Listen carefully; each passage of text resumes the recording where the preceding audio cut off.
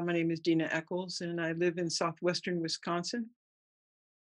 And I think everything about what I do began many, many years ago with my Italian grandmother who had a garden and uh,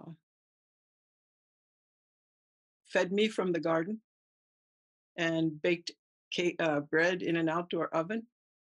And that's how we existed. And it was just a beautiful thing. When she left, I uh, left living naturally and with the earth. And so that was something that I really wanted to pursue. So years go by, and I found myself studying with a Navajo woman, a Dena Annie Khan, and she became my next grandmother. And she taught me a lot about appreciating the earth. And so for me, Women's Day, in the way you're speaking of it and celebrating it, is completely connected to the earth. Um, I so at one point with my studies with Annie, I said to her, I think I want to buy some land. And I knew that Navajo, they don't believe in owning land. But she said to me, buy the land and it'll teach you. So I did. And so for the past 20 years, I've been learning from the land. And one of the things that comes with that is also learning to live in community, learning to what it takes to honor the land and respect the land in a way with other people as well. So this is what I've been doing, and I'm enjoying it very much. So one of the reflection of this forum is all about rurality and maybe some advice also for women who would like to follow your steps to get what do we need to be as resilient as you. Resilient meaning not resignated. You know that a lot Mm. of people hear resilient as if they had to accept difficulties, but it's not only this. How can we become resilient the way you are, which means finding the strength in order to be faithful to the tradition and go further to this love of earth. Mm. Yes, that begins with every single person. We have to, that strength is there. It's in us. The love of the earth is in us. The respect for one another, it's in us. And we have to uncover it because so much has, as I said, it's took me a long time to get from being with my grandmother as a little child to being able to be on the land again. So I had to keep pursuing, following my heart, because everything else said, live a different way, become something else. Don't follow your heart.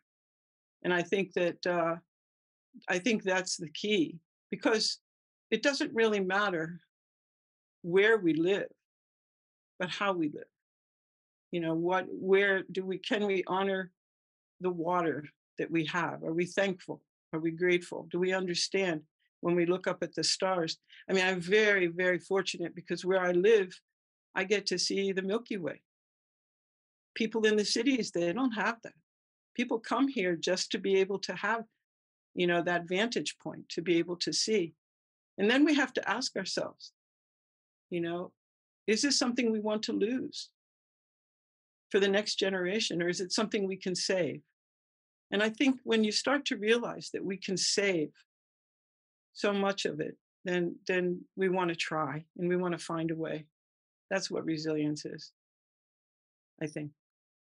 What are the biggest challenge being a woman and working in rurality? Let's face it, Oh, watching Milky Way is, of course, a great advantage, but you went through difficulty. And what are the difficulty and how did you go through them? still going through them, darling. Still. I think it's a challenge as a woman because most of our cultures are very male dominated. So you don't get heard. You have to find a way to be heard. You have to your challenges are up against people who think it's okay to take the resources of the earth, whether it's cut down all the trees or bottle the water or whatever it is, or mine, you know, it's very difficult to change that mindset of domination, you know. But I think it's possible. And as women, because we haven't been heard, we have to be incredibly resilient, consistent, and full of hope. You know, we have to be.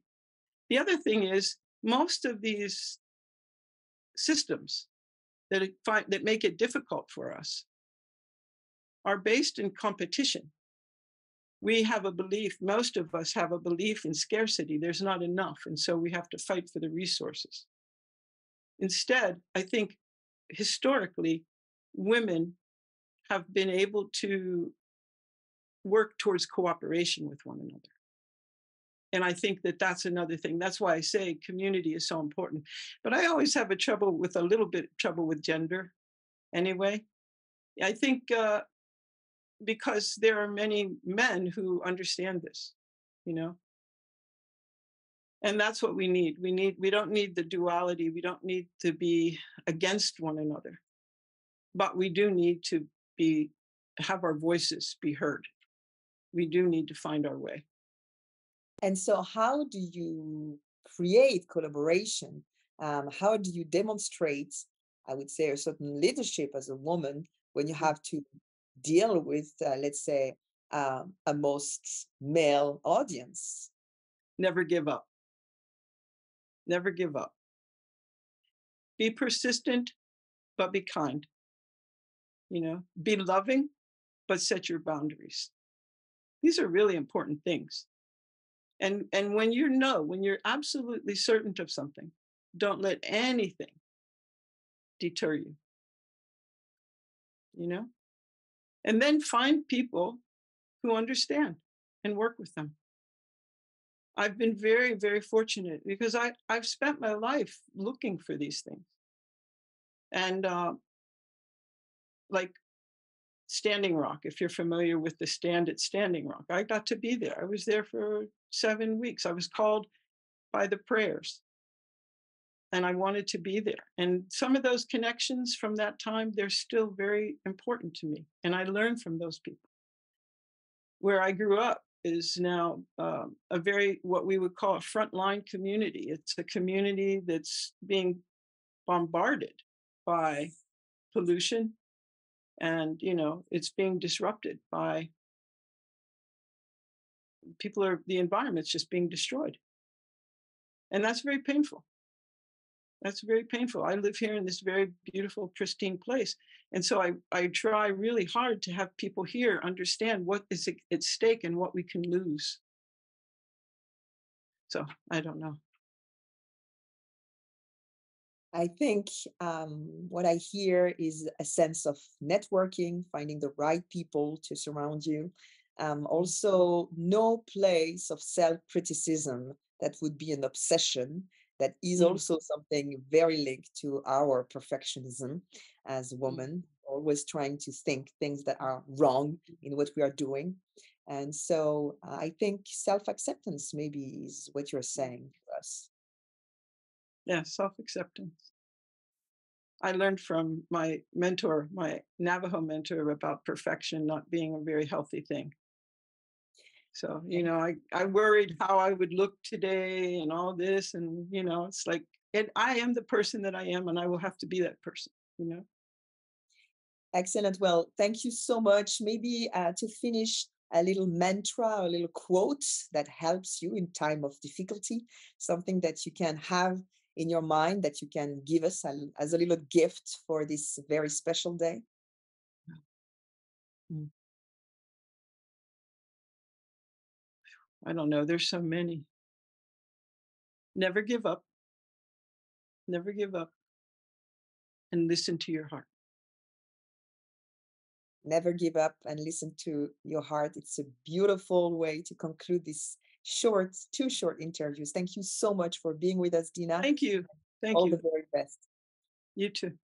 Ciao.